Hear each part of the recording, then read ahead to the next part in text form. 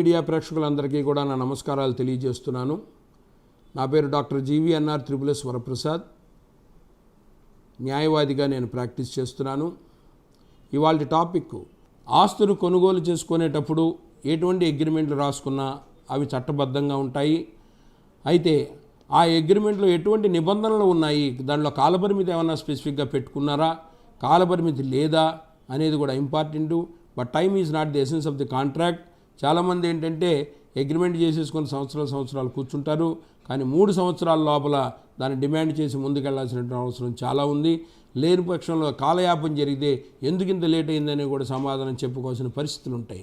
కాబట్టి అగ్రిమెంట్ చట్టబద్ధమే, కానీ ఆ చట్టబద్ధమైనటువంటి అగ్రిమెంట్ని చట్ట ప్రకారంగా మనం వితిన్ ద టైం, ఆ కోర్టు వారు చట్టం మనకి ఇచ్చినటువంటి లిమిటేషన్లోనే దాంట్లో ముందుకెళ్లాల్సిన అవసరం ఉంటుందని, ప్రతి పనికి ఒక సమయం ఉంటుంది.